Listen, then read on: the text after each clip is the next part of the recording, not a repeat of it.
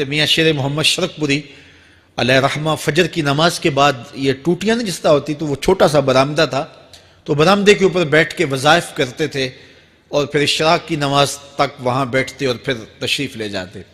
گرمی کی شدت تھی تو حضرت فرائض کی ادائیگی کے بعد وہاں چلے گئے، تو نمازیوں نے آپس سے مشورہ کیا کہ یار حضرت کو عرض کریں کہ بارش کے لیے دعا کی جائے۔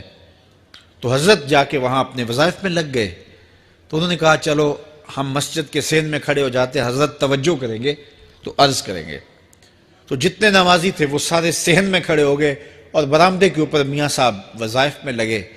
جب آپ کی نظر پڑتی نا لوگوں کی جانب، تو جتنے بھی نمازی تھے سارے ہاتھوں سے اشارے کر کے کہتے یعنی دعا کرو، زبان سے نہ بولتے، ہاتھوں کو ایسے ہلاتے اور یہ کہتے کہ ادھر آسمان کی طرف اشارہ کر کے کہتے دعا کرو۔ میاں صاحب پھر وظائف میں لگ جاتے۔ پھر جب میاں صاحب کی آنکھ اٹھتی نا تو یہ سارے ہاتھ اٹھاتے اور آسمان کی طرف ہاتھ اٹھا کہتے، میاں صاحب پھر وظائف میں لگ جاتے۔ جب 2-3 مرتبہ ایسا ہوا نا تو میاں صاحب کی ہنسی نکل گئی اور ایسے آسمان کی طرف دیکھ کے کہا چل ہن پا دے۔ کہتے ہیں بس یہ بات کہنے کی دیر تھی کہ چھم چھم می برسنے لگا۔ تو جب کوئی حضور کا ہو جاتا ہے تو رب اس کو اپنا محبوب بنا لیتا ہے۔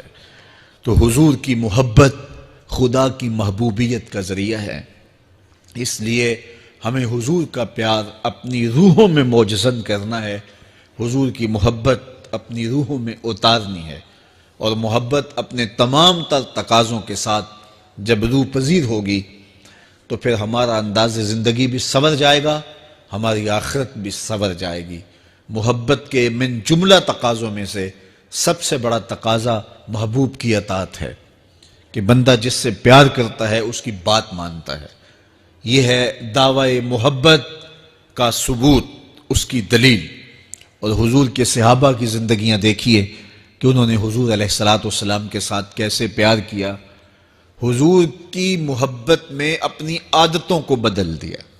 حالانکہ عادتیں نہیں بدلی جاتی، 2 سکے بھائی ہوں، رشتہ کتنا گوڑا ہے، اور ایک گھر میں پرورش پائی ہے، ایک گود میں پلے ہیں، ایک باپ کے گہوارہ تربیت میں رہے ہیں، لیکن طبائع میں اختلاف یہ ایک فطری بات ہوتی ہے۔ ہمارے پاس لوگ آتے ہیں 2 سکے بھائی ہوتے ہیں، ایک کی طبیعت ادھر کو جا رہی ہوتی ہے، دوسرے کا مزاج ادھر کو جا رہا ہوتا ہے، ایک سخت نرم مزاج ہوتا ہے اور دوسرے کی آنکھوں سے انگارے پھوٹ رہے ہوتے ہیں، ایک معاف کر دینے والا ہوتا ہے، ایک سخت غصیلا ہوتا ہے، ایک کی طبیعت کے اندر تلخی کی چنگاریاں ہوتی ہیں اور ایک کی طبیعت کے اندر نرمی کے پھول ہوتے ہیں، آپ نے بھی دیکھا ہوگا۔ تو یہ ایسا ہوتا ہے۔ اب اسی طرح کھانے پینے کی چیزوں میں طبائع کا اختلاف یہ فطری بات ہے، ایک کو ایک چیز پسند ہوتی ہے، دوسرے کو وہ چیز پسند نہیں ہوتی ہے۔ بعض اوقات ماں کو مسئلہ ہوتا ہے کہ یہ چیز اگر میں تیار کرتی ہوں تو میرا دوسرا بیٹا نہیں کھاتا، تو اس کے لیے بعض سے الگ سے کوئی چیز تیار کرنی پڑتی ہے کہ اس کی ڈیمانڈ یہ ہے اور میرے اس بیٹے کی ڈیمانڈ یہ ہے۔ مائیں مزاج سمجھتی ہیں، ایک آغوش میں پرورش پانے کے باوجود خون ایک ہے، گہوارہ تربیت ایک ہے، دودھ ایک ہے، لیکن طبیعتوں کے اندر اختلاف پایا جا رہا ہے۔ لیکن صحابہ کی زندگیاں دیکھیے، انہوں نے اپنی طبیعتیں بھی حضور کی طبیعت کے سانچے میں ڈھال دی۔ حضرت انس بن مالک کو کسی نے دیکھا کہ وہ شوربے سے کدو کے ٹکڑے نکال نکال کے کھا رہے ہیں، تو کہا یہ کیا کر رہے ہو؟ کہا میں نے ایک دن حضور کو یوں کرتے ہوئے دیکھا تھا۔ تو طبائع کا اختلاف یہ ایک فطری اختلاف ہوتا ہے، لیکن صحابہ نے اس کو بھی چھوڑا اور حضور کی محبت کے سانچے میں ڈال دیا۔ پھر اس چیز کا انتظار نہیں کیا کہ حضور کا فرمان کیا ہے، حضور کی چاہت پہ اپنے مزاج کو بدلا۔ اللہ اکبر۔ حضور علیہ السلام مدینہ المنورہ کی گلی سے گزر رہے تھے، ایک گنبد نما مکان بن رہا تھا، اور ایسے مکان حضور کو پسند نہیں تھے۔ تو آقا کریم علیہ السلام نے پوچھا یہ مکان کس کا ہے؟ کہا فلاں انصاری کا ہے۔ حضور گزر گئے، چہرے پہ تھوڑے سے ناگواری آثار حویدہ ہوئے۔ کسی نے اس صحابی کو بتا دیا کہ حضور گزرے تھے، تیرے مکان کو دیکھا، شاید پسند نہیں آیا۔ 2-4 دن کے بعد حضور دوبارہ گزرے، دیکھا کہ وہاں ملبے کا ڈھیر پڑا ہوا تھا۔ فرمایا اس صحابی کو بلاؤ، بلایا گیا، کہا میں پرسوں ترسوں گزرا تھا، تیرا مکان دیکھا تھا، یہ کیا ہوا؟ عرض کی میں نے گرا دیا ہے۔ فرمایا کیوں؟ عرض کی سنا تھا آپ کو پسند نہیں، سنا تھا آپ کو پسند نہیں، میں اور آپ دیکھیں ہمارا کیا کیا حضور کو پسند ہے، سر سے لے کر پاؤں تک، نجی زندگی سے لے کے سیاسی زندگی تک، اپنے امور ذات سے لے کر کے اپنی معاشرتی زندگی تک، ہمارا کیا کیا حضور کو پسند نہیں، اور ہر وہ چیز بدل دیں جو حضور کو پسند نہیں۔ محمد دی زیارت محمد دے رنگ وچ، اے ٹھگ بازیاں جانے پیارا محمد صلی اللہ علیہ وسلم۔ میرے شیخ کامل کا ایک شعر ہے، اور وہ شعر اتنا وزنی ہے کہ اگر میرے پاس جواہر لال موتی ہوں اور میں ایک پلڑے میں ڈال دوں اور ایک پلڑے میں یہ شعر رکھ دوں تو یہ شعر پھر بھی بھاری ہوگا۔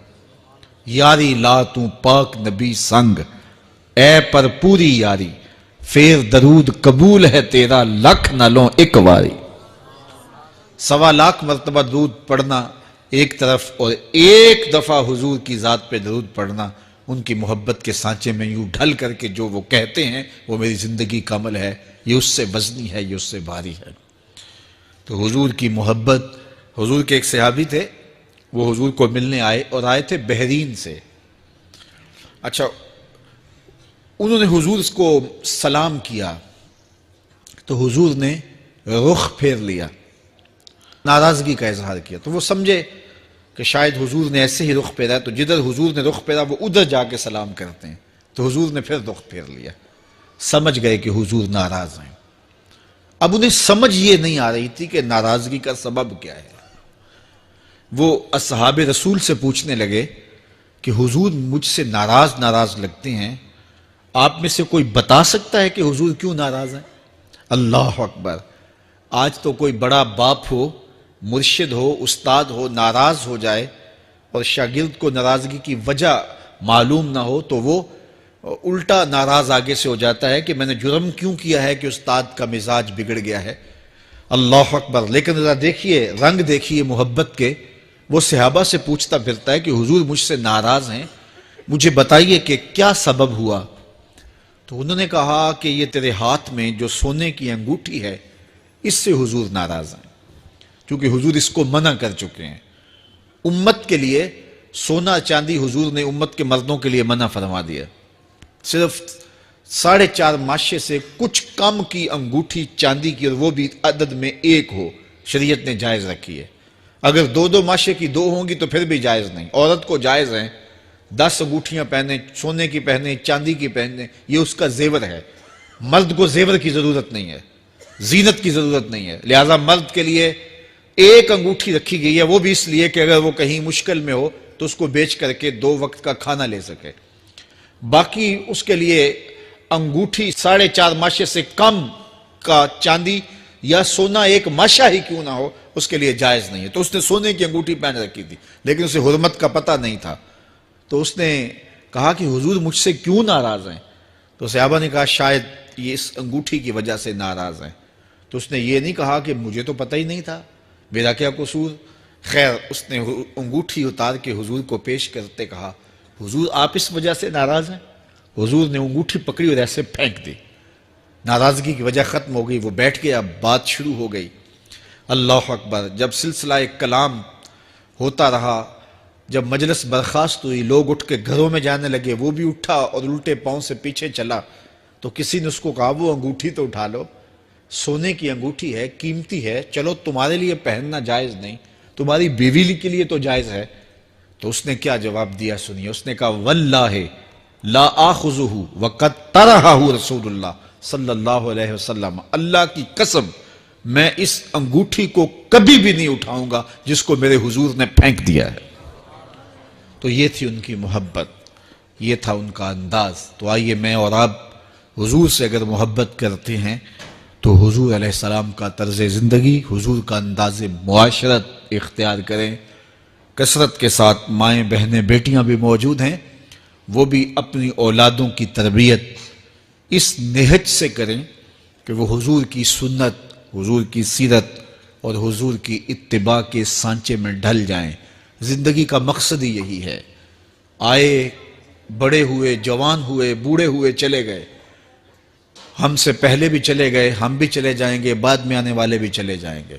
لیکن حقیقی کامیابی اس کو نصیب ہوئی جس نے اس دنیا پہ آ کے دنیا کی زندگی کے مقصد کو سمجھا. ہم آئے کیوں تھے؟ زندگی کس لیے ہمیں دی گئی تھی؟ اکبر الہ آبادی نے کیا ستھری تنقید کی تھی. کیا بتائیں احباب، کیا کارنمایاں کر گئے. بی اے کیا، نوکر ہوئے، پینشن ملی اور مر گئے. یہ کوئی کام نہیں ہے. ہماری زندگی کا کوئی مقصد ہے جس لیے ہم انسان ہیں، اشرف المخلوقات ہیں. دیکھیے گدھا سارا سارا دن بوجھ اٹھاتا ہے. اللہ اکبر. میرے صاحب نے گدھے سے بھی ایک موازنہ کیا ہے کہ سارا دن جو ہے وہ بوجھ اٹھائے اور کام کرے اور پھر مالک اس کو غذا بھی نہ دے. وہ جا کے روڑیوں سے اور باہر سے جا کے چر کے پھر آ کے کام مالک کا کرے. مالک اس کو دے بھی نہ اور وہ باہر سے کھا کے آئے اور کام مالک کا کرے. تو اگر بندہ ہو کے، انسان ہو کے اگر نہ کرے تو میرے حضور نے ایک لمبی ربائی ہے، اس میں آخر میں لکھتے ہیں تو چنگا یعقوب یا کھوتا تینوں شرم نہ آوے. کہ اگر وہ ایک گدھا بھی کام کرے، اپنی پیٹھ پہ بوجھ لا دے اور تو اپنے مالک کے لیے کچھ نہ کرے اور ساری نعمتیں مالک نے تجھے دی ہیں اور عزتیں اور آبرویں تیرے نام کی ہیں اور تو اس کا حق ہی ادا نہ کرے تو پھر کس طرح تیرے سے؟ تو پھر اولئک کل انعام بل ہم اضل. فرمایا تو چوپایا ہے بلکہ چوپایوں سے بھی بدتر ہے. تو میں اور آپ اپنے آپ کو انسان ثابت کریں. آج موقع ہے. سے ثابت نے اجے حواس تیرے، سے ثابت نے اجے حواس تیرے، کر لے نیکیاں رج کے تو. اڑیا رب رسول کیوں پل بیٹھوں، آ رب رسول ول پج کے تو. آئی موت ایتھے رہسن کم تیرے، آئی موت ایتھے رہسن کم تیرے. نیکیاں کر لے بھج کے تو، کی آکھ سن لوگ یعقوب تینوں، جب ٹر پیوں سر منہ کج کے تو. وہ وقت آئے گا جب تنیاں باندھ دی جائیں گی، جب دونوں جانب سے کفن باندھ دیا جائے گا، پھر پردہ ہٹا ہٹا کے دیکھا جائے گا، پھر بند کر دیا جائے گا. وہ لمحے کتنے دردناک ہوں گے، وہ گھڑیاں کتنی دردناک ہوں گی.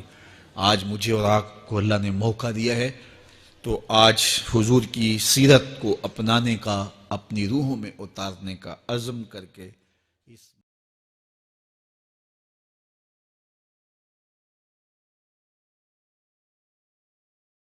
Thank you.